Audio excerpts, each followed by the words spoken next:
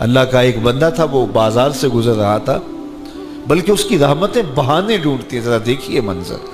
تو اس نے دیکھا ایک شرابی ہے، وہ گندی نالی پہ گرا ہوا ہے اور گندے پانی سے اس کا منہ گندا ہو رہا ہے۔ انسان کے احترام کے ناطے دل میں ترس جاگا اور اس کو وہاں گندی نالی سے اٹھایا اور اس کا منہ دھویا اور گھر کا رستہ دکھایا۔ خیر شام ہوئی، رات پڑی، جب پچھلا پہر ہوا تو وہ بزرگ جنہوں نے دن کو شرابی کا منہ دھویا تھا تو وہ مسجد میں تہجد پڑھنے کے لیے آئے تو کیا دیکھا کہ وہی شرابی جو دوپہر کو گندی نالی پہ دھت پڑا تھا آج اس بزرگ سے بھی پہلے مصلی پہ کھڑا ہو کے نماز پڑھ رہا ہے۔ تو بڑی حیرت ہوئی کہ یہ تو وہ دن والا شرابی ہے اور میں نے آج اس کا منہ دھویا تھا، نشے میں دھت پڑا تھا۔ تو حیرت کا اظہار کیا تو ہاتف سے آواز آئی، میرے بندے تو نے اس کا منہ دھو دیا تھا، میں نے اس کا دل دھو دیا ہے۔ تو جب بندہ اللہ کے حضور توبہ کرتا ہے، اس کے حضور معافی مانگتا ہے، تو پھر وہ کتنا عطا کرتا ہے، اور بندے کے گناہوں کو معاف ہی نہیں کرتا بلکہ اس کے گناہوں کو نیکیوں میں بدل کے رکھ دیتا ہے۔ یہ بندے پر اللہ کی کرم نوازیوں کے برستے رنگ ہیں۔ التائب من الذنب کمن لا ذنب لہ، گناہ سے توبہ کرنے والا ایسا ہوتا ہے جیسے اس نے گناہ کیا ہوا ہی نہیں۔ حدیث پاک میں آتا ہے کہ قیامت کے دن ایک شخص اپنا نامہ اعمال کھولے گا اور اسے فرمایا جائے گا کہ اپنے نامہ اعمال کو پڑھو، تو وہ نامہ اعمال پڑھنا شروع کرے گا۔ اب اس نے بڑے بڑے جرم کیے ہوں گے اور چھوٹے چھوٹے گناہ بھی کیے ہوں گے۔ اب اللہ سے حیا کرتے ہوئے، شرم کرتے ہوئے جو بڑے گناہ ہیں ان کو چھوڑتا جائے گا، صرف نظر کرتا جائے گا اور چھوٹے چھوٹے گناہ پڑھتا جائے گا۔ جب وہ سارا نامہ اعمال پڑھ چکے گا تو آواز آئے گی، بندے جا، میں تیرے سارے گناہوں کو بدل کے نیکیوں میں تبدیل کر دیا۔ تو وہ کہے گا، اے اللہ ابھی تو میرے بڑے بڑے گناہ رہتے تھے جو میں نے ابھی پڑھے ہی نہیں۔ تو جب یہ بات اللہ کے محبوب نے ارشاد فرمائی تو حضور اتنا مسکرائے کہ صحابہ کو حضور کی داڑھیں نظر آنے لگی۔ پہلے وہ کہہ رہا ہے کہ چھوٹے چھوٹے گناہ پڑھتا ہے اور بڑے چھوڑتا چلا جاتا ہے، اور جب یہ اسے پتا چلا کہ ان گناہوں کو بدل کے نیکیوں میں تبدیل کر دیا جائے گا تو وہ کہتا ہے ابھی تو بڑے بڑے گناہ میرے رہتے تھے۔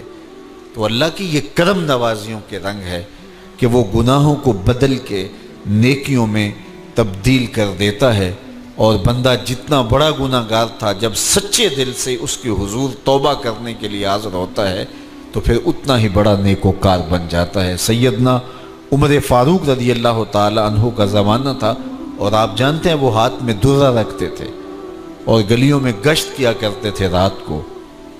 دن کو بھی آپ دیکھتے تو ایک شرابی تھا جو ہاتھ میں شراب کی بوتل لیے آ رہا تھا، اچانک گلی کا موڑ کاٹا تو آگے حضرت عمر آ رہے تھے، ایک دم ڈر گیا اور دل ہی دل میں کہا، اے اللہ حضرت عمر کے قہر سے بچا لے، ساری زندگی شراب نہیں پیوں گا۔ سچی توبہ کر دی اور جلدی سے وہ شراب کی بوتل بغل میں دبا لی۔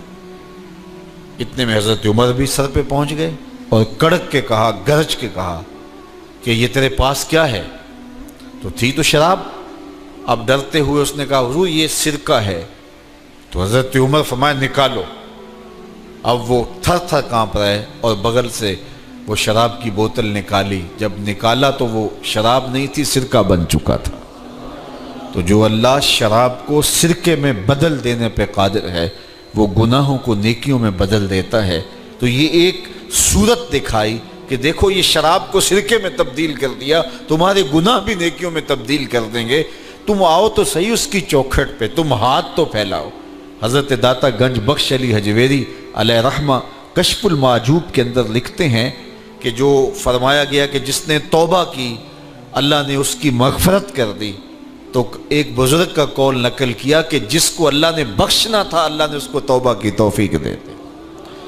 اس کو بلایا ہی اسے ہے جس نے مغفرت کرنی تھی۔ تو توبہ کی توفیق کا نصیب ہو جانا یہ اللہ کی خاص رحمتیں ہیں، اور توبہ کرنے والا اللہ کی خاص رحمتیں پاتا ہے۔ توبہ کرنے والا جب اس کے حضور حاضر ہوتا ہے تو اللہ تعالیٰ اس پہ بہت خوش ہوتا ہے۔ اللہ کے محبوب علیہ السلام نے باقاعدہ ایک مثال سے یہ حقیقت سمجھائی کہ توبہ کرنے والے کے لیے اللہ کی خوشی کا عالم کیا ہوتا ہے، اللہ کیسے خوش ہوتا ہے توبہ کرنے والے پر۔ تو حضور نے ارشاد فرمایا ایک بندہ لمبا سفر کر کے اور صحرا کے اندر ایک لمبے سفر پہ تھا، تو راستے کے اندر اس نے چند لمحوں کے لیے سستانے کے لیے، دوپہر کاٹنے کے لیے ایک درخت کے ساتھ اپنا جانور باندھا اور خود سو گیا۔ اس کا خیال تھا چند لمحوں کے لیے آنکھوں کی نیند نکالوں گا اور آگے بڑھ جاؤں گا، اس لیے اس نے سامان بھی سواری اونٹ کے اوپر جو لدا ہوا سامان تھا، اس میں کھانا تھا، پینا تھا، دیگر ضروریات کی چیزیں تھیں، تو وہ بھی نہیں اتارا، کجاوے پر ہی پڑا رہا کہ چند لمحوں کے لیے میں نے کمر سیدھی کرنی اور آگے چلے جانا ہے۔ تو تھوڑی دیر کے بعد اس کی آنکھ کھلی تو کیا دیکھتا ہے کہ اونٹ ماں ساز و سامان کے غائب ہے۔ تو صحرا میں اونٹ کا گم جانا زندگی گم جانے کے مترادف ہے۔ تا حد نظر نہ کوئی آبادی، نہ کوئی انسانی وجود، تو پھر زندگی نہیں موت کے منہ میں اپنے آپ کو دھکیل لینا ہے جنگل میں، اگر آپ کے پاس کچھ باقی نہیں بچتا ہے۔ تو اس نے دیکھا کہ سواری غائب ہے، سواری غائب ہے تو اس کے اوپر جو سامان تھا وہ بھی غائب ہے، تو وہ دائیں بائیں بھاگا دوڑا اس خیال سے کہ میں جو ہے وہ اپنی سواری کو تلاش کر لوں، لیکن سواری نہیں مل پائی۔ تو پھر وہ دوبارہ آیا اور اسی جگہ بیٹھ گیا، اب موت کا انتظار کرنے لگا۔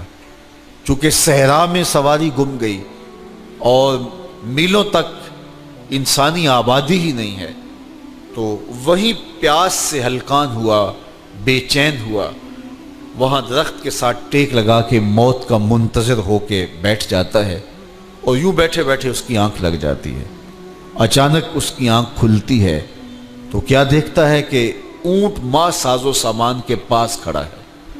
تو اونٹ کا ملنا زندگی مل جانا تھا، تو وہ اتنا خوش ہوا کہ خوشی سے اس کی زبان بل کھا گئی۔ وہ کیا کسی نے کہا نا کہ جب بھی تیری قربت کے امکان نظر آئے ہم اتنے خوش ہوئے کہ پریشان نظر آئے۔ تو کہنا تو یہ تھا کہ اے اللہ تو میرا رب اور میں تیرا بندہ، لیکن وہ خوشیوں کے ہجوم میں درک گیا اور کیا کہتا ہے، اللہم انت عبدی وانا ربک، اے اللہ تو میرا رب، تو میرا بندہ اور میں تیرا رب۔ تو اس قدر وہ خوشیوں میں درک گیا کہ اس کو اپنی زبان پہ قابو اور کنٹرول نہ رہا۔ کسی کے آنے سے ایسے ہوش اڑے ساقی کے، شراب سیخ پہ ڈالی اور بوتل میں کباب۔ تو کہتا ہے اللہم انت عبدی وانا ربک، تو میرا بندہ اور میں تیرا رب۔ تو یہ اس کی زبان قابو میں نہ رہی اور وہ بل کھا گیا، خوشیوں کا ہجوم ایسا ہوا۔ تو اللہ کے محبوب نے یہ مثال بیان کرنے کے بعد ارشاد کیا، مجھے بتاؤ اس بندے کو کتنی خوشی ہوئی کہ زبان پہ قابو نہیں، جذبات پہ کنٹرول نہیں، کہنا کچھ ہے بول کچھ رہا ہے۔ تو صحابہ نے عرض کی حضور بہت خوشی ہے۔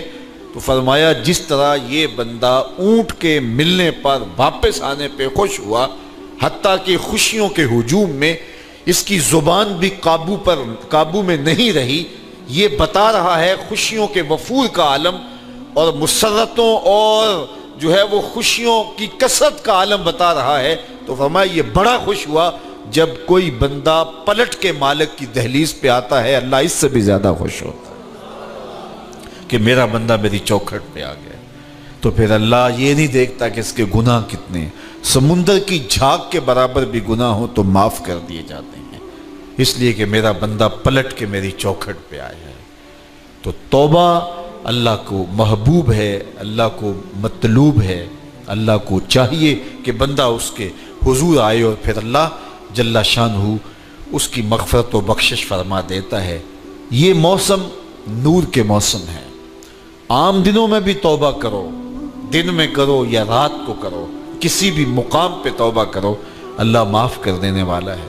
لیکن یہ خاص ایام تو ایسے ہیں کہ اللہ کی رحمتیں بندوں کو معاف فرما دیتی ہیں، اور اگر کوئی توبہ کا جو ہے وہ دامن پکڑ کے آ جائے، اس کے حضور حاضر ہو جائے، تو پھر اللہ تعالیٰ جل شانہ بندوں کی خطائیں بھی معاف کرتا ہے اور ان کے گناہوں کو بدل کے نیکیوں میں تبدیل کر دیتا ہے۔ خوش نصیب ہیں وہ لوگ جو ان بابرکت ایام میں اپنی بخشش کا سامان کر لیتے ہیں، اور ان سے بڑا بدبخت بھی کوئی نہیں جو ان سہانے موسموں میں بھی پیاسے رہتے ہیں اور ان موسموں میں بھی ان کی بخشش و مغفرت نہیں ہو پاتی۔ رت سہانی ہو، موسم اچھا ہو، تو مجھے بتاؤ کہ جو اس موسم میں بھی اپنے آپ کو محروم رکھے تو اس سے بڑی بد نصیبی کیا ہوگی۔ اللہ کے محبوب علیہ السلام نے منبر کی تینوں سیڑھیوں پہ قدم رکھتے ہوئے آمین آمین پکارا، تو حضور علیہ السلام سے عرض کیا گیا یا رسول اللہ صلی اللہ علیہ وسلم، ہر سیڑھی پہ قدم رکھتے ہوئے آپ نے آمین کہا، تو آپ نے کس بات پہ آمین کہا؟ فرمایا جبریل امین حاضر خدمت ہوئے اور انہوں نے کہا اس شخص کی ناک خاک آلود ہو جو ماہ صیام رمضان المبارک کو پائے اور اپنی بخشش نہ کروا سکے۔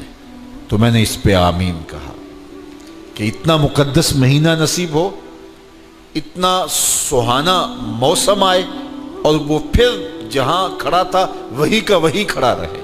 میں اور آپ اپنا محاسبہ کر سکتے ہیں۔ موسم رحمت اور فصل نور رمضان المبارک اپنا آدھا سفر طے کر چکا ہے، یہ مبارک مہینہ آدھا سفر اس کا بھی باقی ہے۔ تو میں اور آپ ذرا اپنے آپ کو اپنے ضمیر کی عدالت میں کھڑا کر کے اپنے آپ کو دیکھ کر کے دیکھیں، سوچیں کہ ہم نے ان 15 دنوں کے اندر کتنا سفر طے کیا۔ 29-30 شعبان کو ہم جہاں کھڑے تھے، کیا ہم آج بھی وہیں کھڑے ہیں یا ہمارا کچھ سفر بہتری کا ہوا ہے؟ اور اگر ہم وہیں کے وہیں کھڑے ہیں تو پھر ابھی وقت ہے ہم بقیہ 15 دنوں میں اللہ کی رضا جوئی کے لیے کوشاں ہو جائیں، ورنہ کتنی بڑی وعید ہے۔ جبریل دعا کر رہے ہیں اور اس پہ حضور آمین کہہ کے مہر لگا رہے ہیں، اس شخص کی ناک خاک آلود ہو جو ماہ صیام کو پائے اور اپنی بخشش نہ کروا سکے۔ مجھے اور آپ کو پتہ ہے کہ ہم کہاں کھڑے ہیں۔ بل الانسان علی نفسہ بصیرہ ولو القی معاذیرہ، انسان خود اپنے آپ کو جانتا ہے کہ میں کہاں کھڑا ہوں، وہ اپنے آپ کو خود دیکھتا ہے۔ ایک تو فیصلہ قیامت کے دن ہوگا، نامہ اعمال تولے جائیں گے اور نامہ اعمال کے تلنے کے بعد پتہ چلے گا نیکیاں کتنی ہیں اور برائیاں کتنی ہیں۔ لیکن ایک ہم اپنے ضمیر کے اندر ترازو گاڑ کر کے اپنے عمل تول سکتے ہیں اور ہمیں پتہ ہے ہم نے نیکیاں کتنی کی، ہمیں پتہ ہے ہم نے برائیاں کتنی کی۔ جو نیکیاں کی ان میں اللہ کی رضا کے لیے کتنی کی، لوگوں کے دکھاوے کے لیے کیا کیا، خواہش نفس کے لیے کیا کیا۔ لوگ اس کو نیکی سمجھتے رہے لیکن ہم تو سمجھتے ہیں وہ نیکی ہے کہ نہیں ہے۔